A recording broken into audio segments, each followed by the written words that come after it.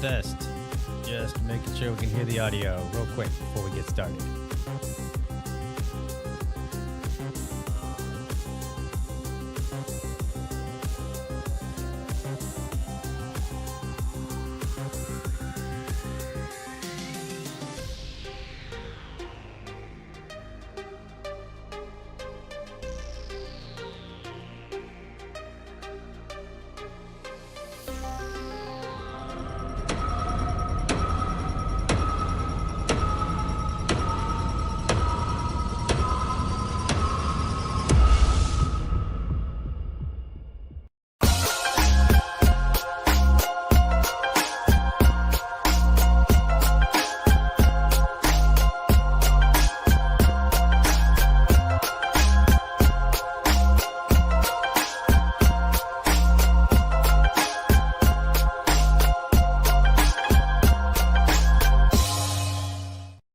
All right. Good morning and welcome to another episode of the Liberty Dad Podcast, a discussion on politics and culture.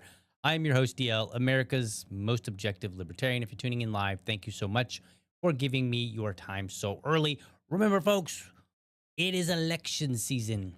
So if you are a candidate running for office and would like an opportunity to be on the show, then head on over to candidates.libertydad.com and get yourself booked. The link is in the show notes. Available times are Tuesday and Thursday mornings at 7:30 a.m., Wednesday and Thursday evenings at 7:30 p.m. All times are Eastern Standard Time. Speaking of candidates, Tuesday, March 10th, next Tuesday, 7:30 a.m., I will be joined by Joshua Umbaugh to talk about his run for Ohio State Representative, District 40. Then on Wednesday, March 11th at 7:30 p.m., Zachariah Lysat, I think is how you say his name. He will be joining me out of Nevada to talk about his run for District Assembly 19. Then Thursday morning, 7:30 a.m., Brian Defferding will join me to discuss his run for Neenah City Council, District 1 out of Wisconsin. And then Thursday night, March 12th, next week, 7:30 p.m., Stephen Borrella, Clark County Recorder out of Nevada. Got two folks out of Nevada next week, so look forward to that. Also, I just want to point out, there will not be a show Wednesday morning on the 11th, okay? I will be out because I will be attending a field trip with my son. So I won't be here next Wednesday morning, but I will be back Wednesday evening again with another candidate. So I have all my candidates lined up for next week. Look forward to that. All right, today, what are we talking about? This is Dad Talk Friday. What does that mean? I try to take a break from the politics a little bit. This is, Liberty Dad Show. I should probably talk about some dad stuff here and there. And so what I try to do on Friday is do one of two things. If I can find a dad that's willing to join the show, a dad by him, just one-on-one, we bring him on, and we talk about what's important to him as a father. And when I don't have one, I talk about something that I think is, interesting in the perspective or from the perspective of a man, a husband, or a father. So that's what we've got going on today. By the way, I'll point out, I also do on the second Monday of every month, I do something called my Dad Talk Roundtable. I get a couple of dads together and we talk about a topic. And so that's coming up this Monday at 8:30 p.m. And it's funny because there was something going around. This church put out like a bulletin or something, like a policy update.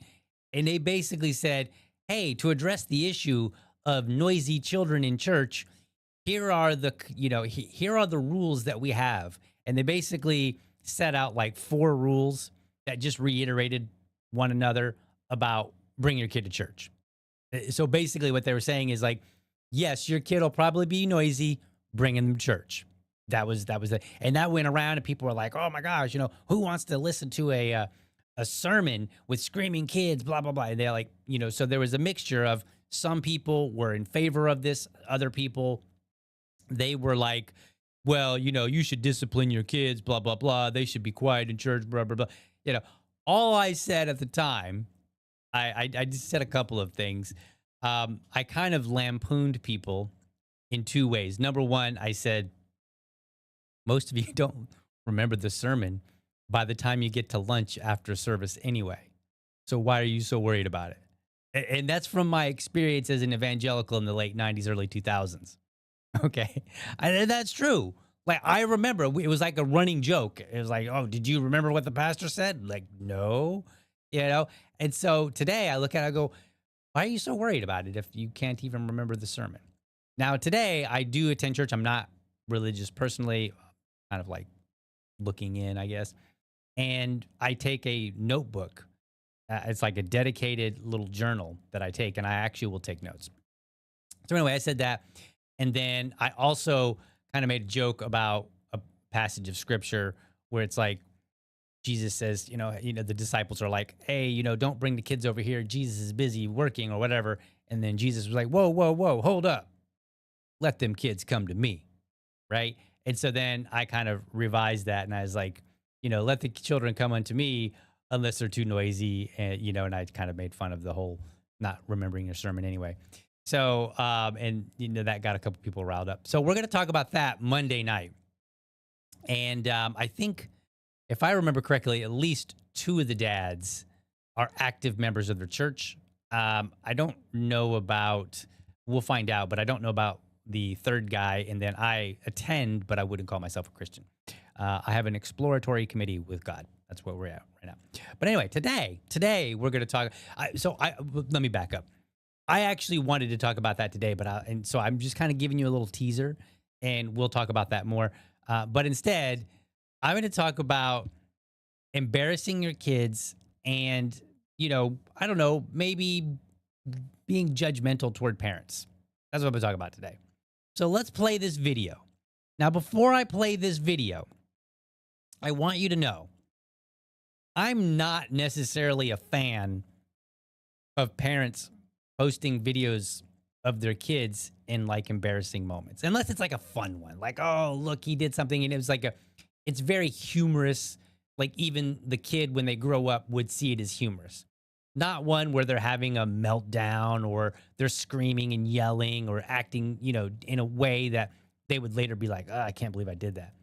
Right. Like, I'm not a fan of it, but it's out there and there's not much, it's already out there. So I'm just going to contribute to the conversation. I'm not going to condemn it, because if I condemn it, then I kind of condemn myself for playing the video. Right. So I have to be careful. And I'm not really big on condemning parents anyway, because families are different. Right. Your family, you operate differently than my family. Maybe you've got stricter rules. Maybe you've got, less restrictive rules.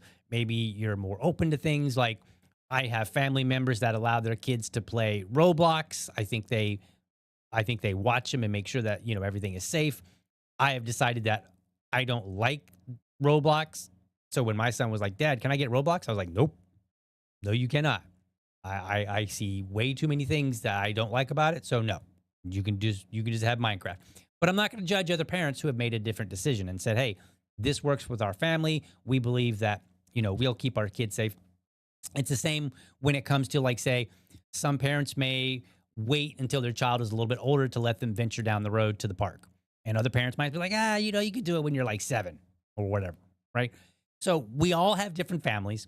And I think we all have to try to balance out and just remember that somebody else's family is not your family. Okay. So we're not going to put a lot of judgment there on posting it, but I think maybe we really shouldn't, or we should limit it. But anyway, let's play that video.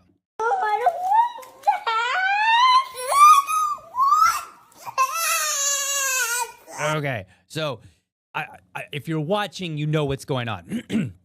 If you're listening, I will pause periodically just to kind of give you. So what's happening for those that are listening, like on Spotify, iTunes, or whatnot? What's happening is there's a dinner table and there are two kids at it, a young girl and a young boy, and then there's the mom in the frame. And the boy, they all have, it looks like McDonald's, and the boy got his hamburger, and the caption says, "Point of view." Let me. I have to zoom in on that a little bit so that I can see it here. But it says, "Point of view. Your kid begs for a hamburger. You get him a hamburger." Okay? That's what it says in the caption there. And so this is the kid's response to the hamburger that he got from, I don't know, Big Mac restaurant or whatever. So let's continue. That's the hamburger. That's what you wanted. You said a hamburger. All right. So now he's picked up the patty and he's holding it. He's holding the patty between his forefinger, his first finger, and his thumb, as if it's like a dirty pair of underwear. And he's like grossed out about it. Okay, this is how this kid is like. He's like, "This hamburger." All right, so now you know what's going on. Again, if you're not watching, or if maybe you're watching live but you're not paying attention to the screen. Wait, what did you want? I wanted a hamburger, not just two things on a hamburger. That's not even how you make a hamburger. I don't know what you're saying, Max. Wait, what's a hamburger to you? It's a hamburger. You put tomatoes and stuff on it. So he's upset because he got a hamburger and it's plain, right? It's basically a plain hamburger. And he's like, "The hell is this? You call this a hamburger? This ain't no hamburger. Hamburgers got pickles and mustard and ketchup and, lettuce and tomatoes. That's a hamburger." That's what he's saying, right? And so dad's like, "I don't know what you're saying." Like, I'm sure he does, but, and then the mom's just kind of standing there, like kind of looking at him like, well, what's wrong, right? All right, let's continue. This is not a hamburger, just a bun and a pickle. All right, so this is, I think, now you're not going to be able to see this unless you're watching, but the mom puts her hand up by her mouth and turns. This is one of those parent moments where you're like, you're trying not to laugh at your kid while they're upset, but it's funny because you're like, okay, this is a little comical. That's what she's smirking now, right? All right, and she's not laughing at him. Like, look, as a parent, I know this face. This is the, "Oh, I see what's going on" face, and this is kind of amusing, but I can't let my kid see me laughing because either they'll think I'm laughing at them, or this behavior that they really shouldn't be doing, they'll think it's good behavior because I'm laughing. This one of those two, right? Like that's when parents will like laugh and they're like, they're like trying not to laugh. So this is where we are. It's not a hamburger. I'm not eating this gross hamburger. Well, you didn't even try it yet. Yes, I did. I already know it tastes horrible. Why don't you try it? You No, want? I don't like Here. that Then hamburger. try a chicken nugget. No! All right. So that's the video clip that was going around. Okay. And a lot of people had something to say about it. Let me pull up some of these comments here. Give me just a second. Because I think, oh, yeah. Look, I got it right. Okay, there we go. All right, so let's see. Let's do this. There we go. All right, sorry about that, folks. All right, so here is the, man, my audio things are all just jacked up today. Let's see if we can fix it. There we go. All right. So here, somebody says, I'm going to say it. I'm with the kid on this one. He wanted a real hamburger. The first kid in history that doesn't like McDonald's, be happy he doesn't like that slop, LMAO. There's a little thing. It's a little weird written, but I get it. Like, I look at the hamburger and I was like, that's kind of gross looking too. I mean, I think that about all of McDonald's stuff, but that's a different conversation. All right, but the kid's got a point. Like, you call this a hamburger? And look, the kid is probably what, 6 or 7? And so clearly he's not going to be able to articulate and say, come on, guys, this hamburger is like not a real hamburger. Like hamburgers have things on them. Like I thought you understood that, right? And this is one of those communication, breakdowns. What else we got? Anthony said, no, this is cultural. You won't see clips like that from Asian, Black, or Hispanic families, some would say. Now, come on, Anthony. Some would say. You're saying it. Why do people do that? That's like when someone's like, I'm not trying to be racist. And then they're about to say something racist. Like some people would say, no, you were saying this. just own it. That's so weird. But anyway, I'm not really sure that it's cultural because I think every parent knows that their child will break down sometimes over something trivial. It's kind of like your kids, like they're like, I want a popsicle. And you're like, well, we're at the store right now. When we get home, you can have a popsicle. You've been, okay, awesome. And then you get home, you get them their popsicle. They go outside and all of a sudden you hear screaming and you go out and you're like, what's going on? And like the popsicle is melting and it dripped on their hand and they're flipping out. And you're like, what? Right? Like this is why I'm a little on the patient side with this story, because I'm like, I don't know. I feel like this kid is just having a simple meltdown. Maybe he's tired. Maybe it's the end of the day. They had a long day. I don't really know. But to me, it sounds to me like one of those times where you have a generally well-behaved kid who is breaking down because their emotions are far too big for them right at the moment, and they're a bit tired or they're wore out or whatever, right? They need a nap, okay? So I don't buy this whole cultural thing. Like what? Black kids don't have meltdowns sometimes? Come on, man. Some people would say black kids melt down just like white kids. Some people would say. Let's see. Weapon of Kings here says, I think my mother would have backhanded me across the room, but I was raised during the Schwarzenegger 80s. Possible. It is possible. Like things were a little different for us Gen Xers. Okay? You just heard like, go to your room. You don't have no dinner tonight. And act like that. I heard that quite a bit. Maybe not quite a bit, but I heard that sometimes. So I don't disagree that things might have been different, but I don't know if you people realize this. We're in 2026, not 1980. Things are different. Good, bad, or whatever, they're different. The same as in 1980, some parent was probably like, well, this isn't the 1950s. You're right, it's not. You've got some 30, 40 years away. Things are different. Again, good or bad. Doesn't matter. They just are. All right? I get it. I get the nostalgia. And sometimes I say to myself, like, well, back in my day. And I swore I would never say that. But I do. All right, what else we got? I'm conflicted because I never acted like this growing up. Really? Really? You never? Come on. This is weird. Like, why do people like, I was never like, yes, you were.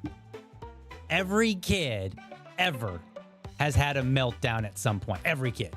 I don't care who you are. I don't care how tough your parents were. There was a time when you had a meltdown. It's impossible. Like, look, I'll say it. I'll just say it. I think Jesus had a meltdown when he was a little baby. When he was like, 3.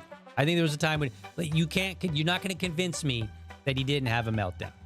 And if you want to, and look, I'm not arguing that he was, I'm not saying like Jesus was a sinner, because I don't know that. I don't really believe that a child that doesn't know any better, that's having a meltdown, is sinning. Okay.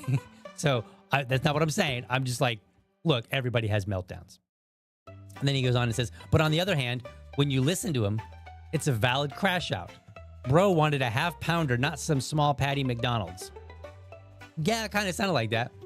I mean, it kind of looked like that when he picked up the patty like it was a dirty pair of panties. And he was like, ew, this is what you're feeding me? You call this a hamburger? Ugh. Mom, Dad, what the heck is wrong with you? That kid's going to be a food critic. That's what's going on. All right, what else we got? If you parent like this, we can't be friends and our children can't be friends. Simple as. You know what? if that's your attitude, you're right. We can't be friends. I don't want to have anything to do with you because you are probably just you know what? You're probably not even a parent. I know. I like, look, I'm just saying, like that clip was 1 minute. You're going to judge the entirety of an experience with another person on a whole 1 minute clip that most people are kind of laughing about. Most people would say, yeah, something like that happened to me, you know, either as a parent or when I was a kid, right? We're not talking about like a 1 minute clip where somebody's like viciously harming somebody. Yeah, you could use that as kind of like, okay, I don't want to have anything to do with you based on this 1 minute clip, right? That's pretty bad. But in this particular case, they bought the kid a hamburger and the kid's crashing out over a hamburger. And for that, you're like, I don't want my kids hanging out with you. You're right. I don't want my kids hanging out with your kids either. Because whatever bad attitude you have, I don't want that coming onto my kid.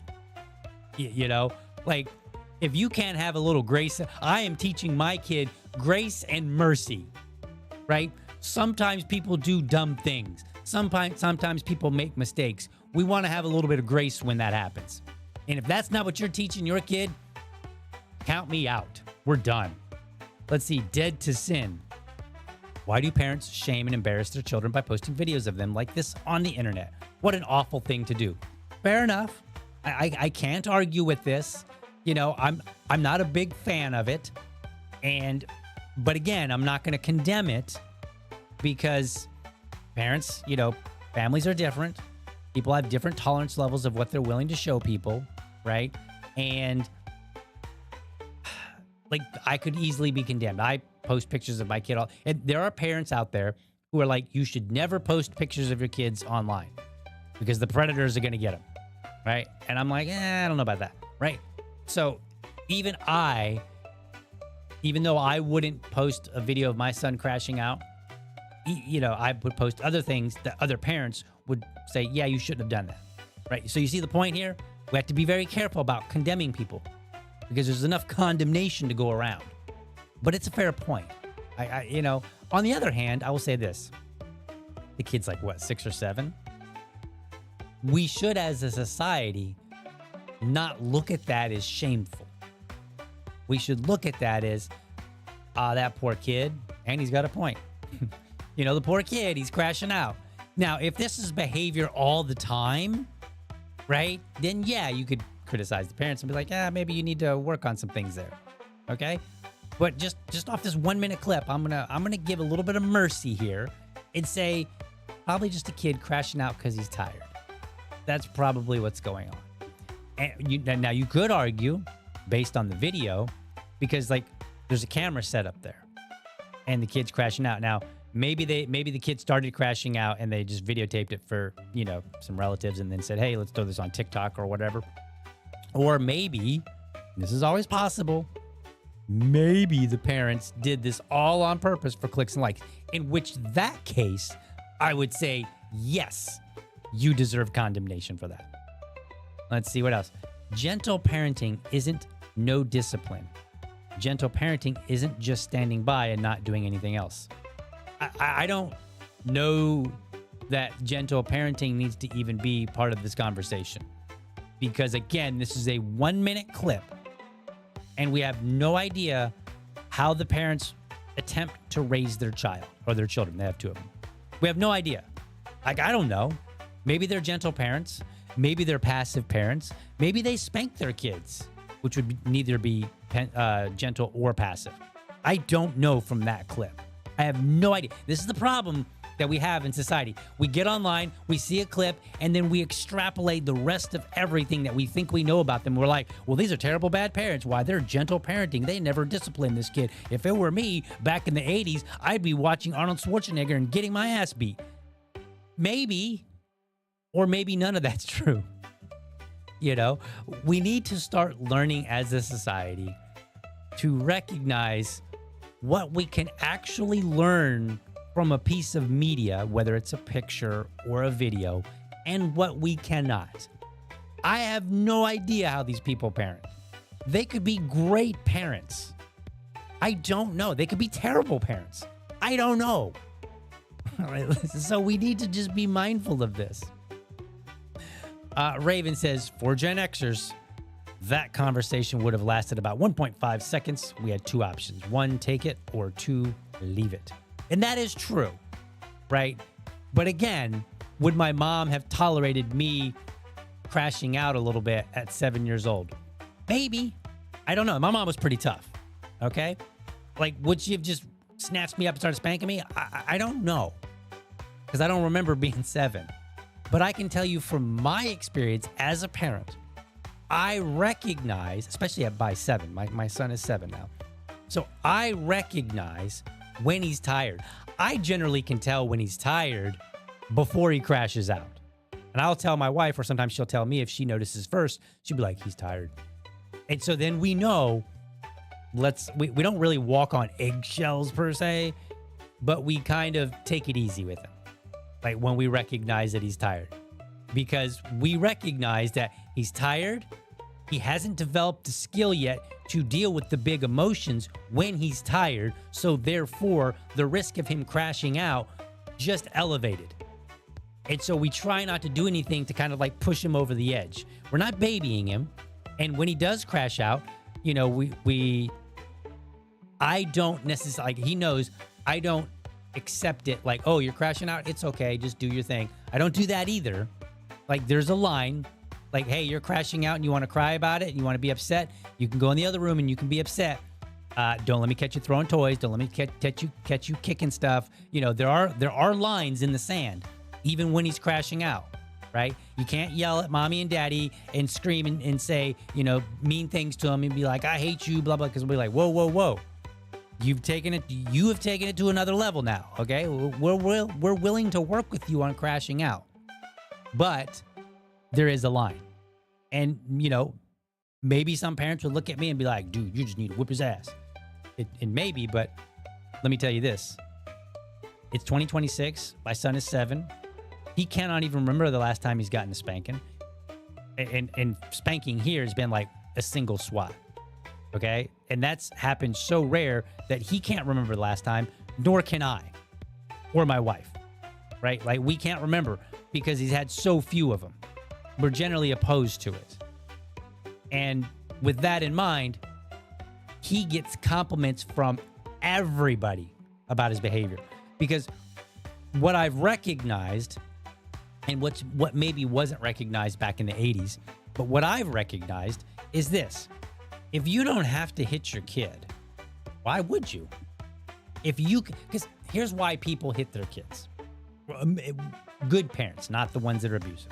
Here's why good parents might hit their kids. They don't want their kid growing up to be the entitled, spoiled little brat, and then who is dysfunctional and has all kind of problems trying to live their life. They don't want that. So because they don't want that, they're willing to spank their kid. So I said, okay, what if I can have that without the spanking part? Shouldn't I try to do that? That makes sense to me. Because the only reason that you would spank your kid, right, is again, for good parents, the only reason is because you want them to grow up to be good people. Okay, great. But if I can make that happen without spanking, I should. Now, if we get him food and he's really crashing out, or he's not even tired and he's just being ornery, which doesn't happen very often, but it does happen, he will hear, take it or leave it. Like sometimes we'll make a meal and he'll come in and he's like, what's for dinner? And I already know. He's evaluating whether he's going to eat it or not. You know, because kids will be like, on Monday, they're like, I love strawberries. And then on Wednesday, they're like, I hate strawberries. And you're like, in the span of like 48 hours, you went from loving this to hating this? Like, how does this happen? Right?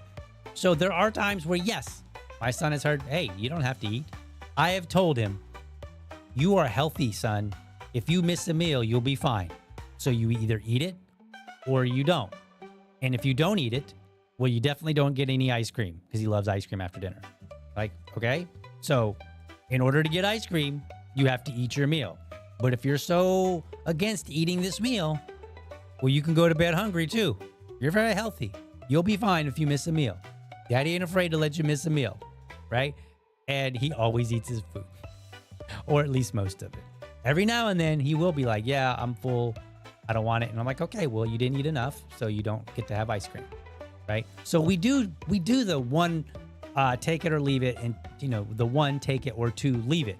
We do that in the house, right?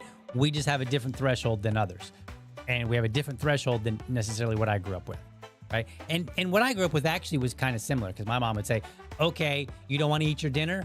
It's in the microwave. When you get good and hungry, you come back, you can heat it up, and you can eat it. And then I didn't get ice cream or any dessert. Let's see, last one here. At that age, my father would have taken the hamburger and ate it. He would have laughed at me and told me to buy my own hamburger next time. My mother would have left me sitting there alone, telling me to cry all I want. Of course, I wasn't raised by millennials. I might get in trouble for saying this, but Bob, I think you had psycho parents. They were psychopaths. That's crazy. I'm okay with the, hey, if you don't want to eat it, you don't have to eat, and you're pretty healthy, so you can go to bed hungry. Like, you'll be fine.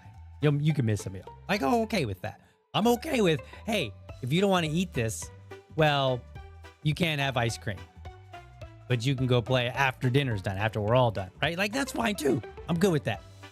But to eat the food and laugh at them and then just let them sit there crying, like, that sounds atrocious.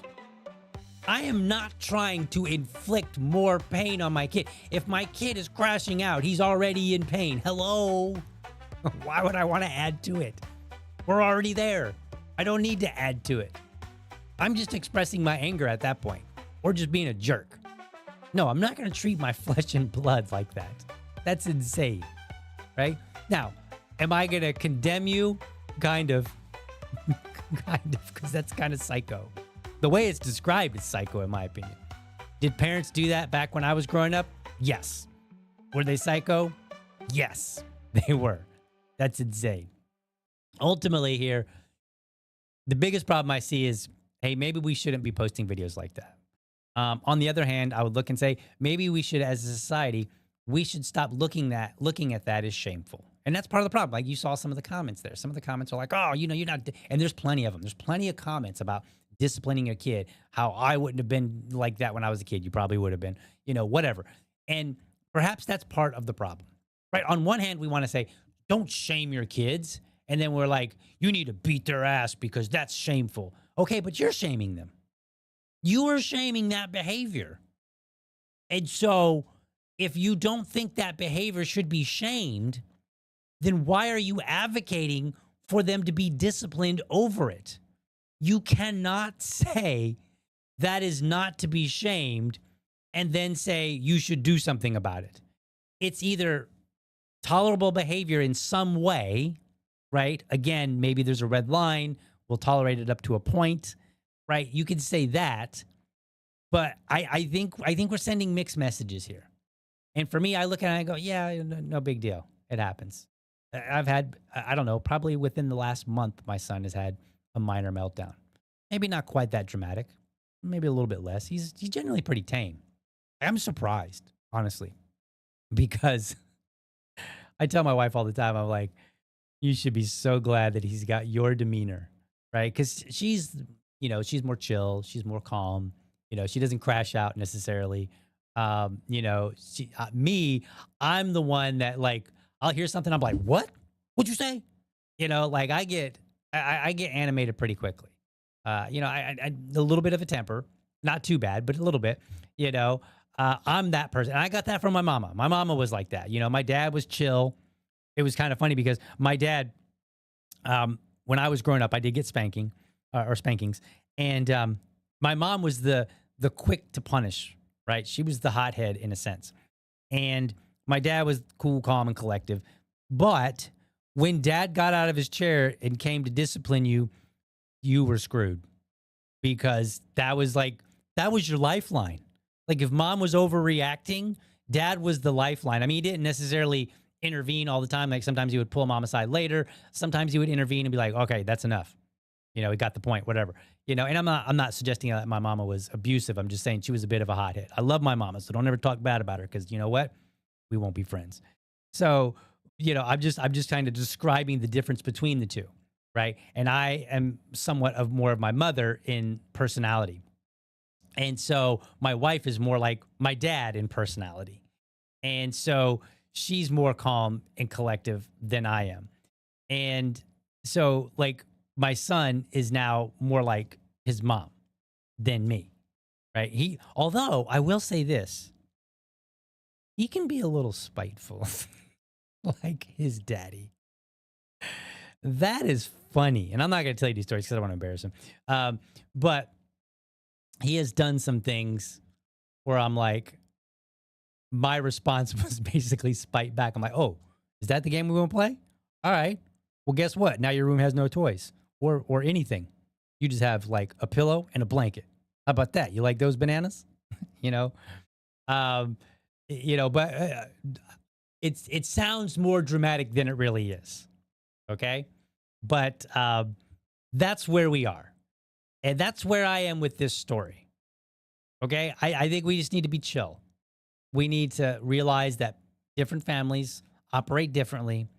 Just because the family is different from yours doesn't necessarily make them better or worse. They might be, but it's not a guarantee.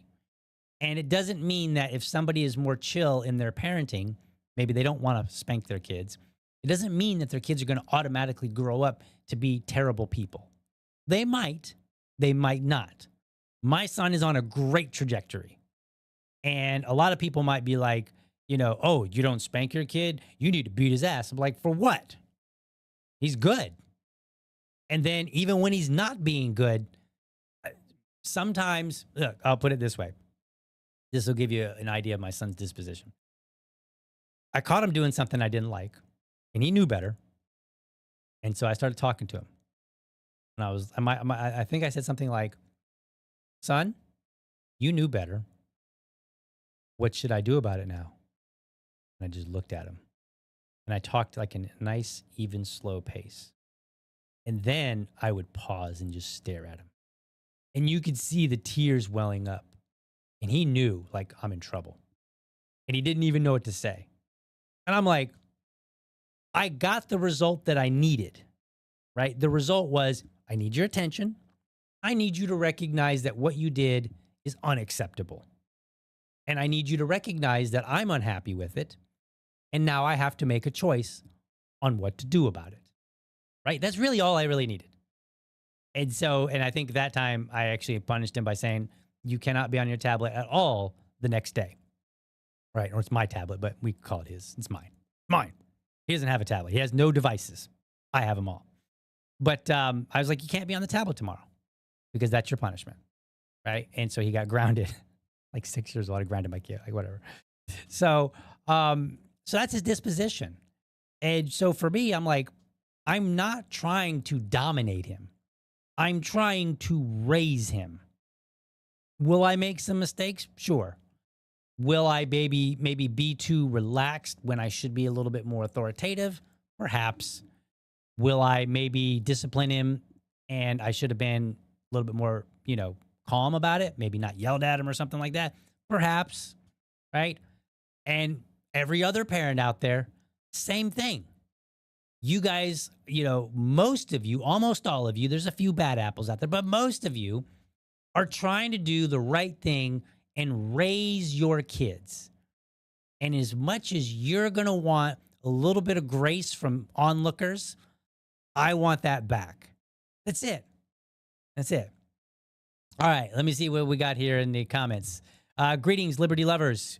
Greetings to you, Keith. I have been told that children will push the boundaries to see if you love them enough to stop them if you're not allowed to play in the street. I don't know if it's if you love them so much, right?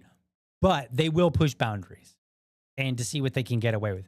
I'm not a child psychologist. Maybe they can, maybe that comes from a child psychologist. I don't really know. And perhaps that is what they're up to. I don't really know. But I do know, yes, they will push boundaries. And, I think boys tend to push boundaries a little bit more. And I expect that. I expect it. And I've told my wife, I'm like, look, he's going to grow up and he's going to push boundaries and, we'll deal with it when we get there. We'll figure it out. I have no idea what's coming. And when it does come, well, now I'm in the moment and I got to figure it out. That's what we're going to do. I'm unhappy that I would miss the Larry Sharp Spike Cohen show tonight. Why would you miss it? Yeah, I think there's a tonight on Freedom Uncut. I'm drawing a blank on the actual title. I know he goes by the name Free, and but it's a show tonight. You can look for it. I'll try to throw it in the show notes. But there is they have Are You Smarter Than a Politician? And I believe they have Spike Cohen, Larry Sharp, and some other folks. I believe that's the show we're talking about. And that's tonight, I believe. I think at 8. This is off the cuff for me. Otherwise, I would actually have the details. So, but, even if you miss it, it should be pre-recorded, or not pre-recorded, but it should be recorded, and you can watch it later. Anyway, folks, that's my show for today. Wrapping it up. I hope you found it. I don't know if there's anything to be informed by, but I hope you found it inspiring. If you're a parent, I hope you're out there and you're like, you know what? I'm probably a good parent and I want grace. I'm going to give other parents grace. If you're not a parent, hopefully you were inspired to be like, you know what? Maybe I should just be a little bit more relaxed on other people's families, because other people have different families than mine, but they probably have the same end goal, which is to raise a child to become a productive, good member of society. That's what we're trying to do. Give people grace on that. Let me come back later, guys. Drop a comment in, let me know your thoughts. Maybe you've got a funny story that you'd like to tell. That'd be great. That'd be actually, very, very fun to read. I do read the comments. So, but with that being said, folks, I'm out, and I will see you Monday with a fresh, brand new bill review. Have a good weekend. You know that I'm all about supporting organizations that hold my values. Make sure you head on over to blackgunsmatter.shop. They've got apparel, stickers, and more. Use the code LibertyDad, all one word, at checkout to score a 10% discount. Or just hit the referral link in the show notes. That'll make it so much easier. Remember, I'm not just a voice on a mic. I'm a dad who's working hard to deliver to you the best libertarian content. Connect with me on Linktree, where you'll find links to my Patreon and Buy Me a Coffee, because, every bit helps keep this show rolling. Plus, you can find me on my other platforms to stay in the loop. With your help, this show, The Message of Liberty, will be seen and heard by more people. As always, I appreciate you tuning in.